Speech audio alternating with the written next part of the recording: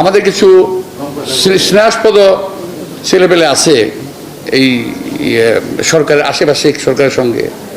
আমরা ওদেরকে শুধু একটু বলতে চাই যে বাবা, তুমি যাই করতেছো একটা কথা মনে রাখো, বাবার আগে যদি ছেলে হাঁটে তাহলে কিন্তু ওই দেশ এবং ওই জাতি কিন্তু শেষ।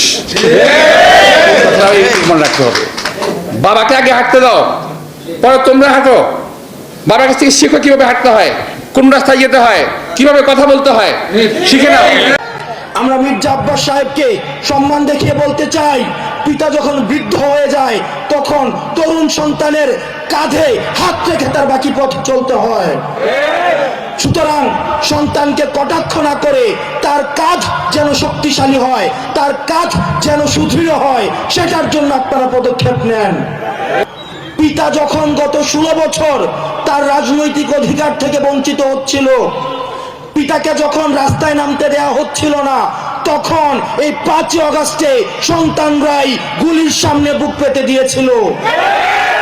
তারা যখন গুলির সামনে বুক পেতে দিয়েছিল, ওয়াসিম যখন বুক পেতে দিয়েছিল, মুগ্ধ যখন বুক পেতে দিয়েছিল, আবু সাইদ যখন বুক পেতে দিয়েছিল, তখন রাষ্ট্র ধ্বংস হয়ে যায়নি, বরং পিতার মর্যাদা প্রতিষ্ঠিত হয়েছিল।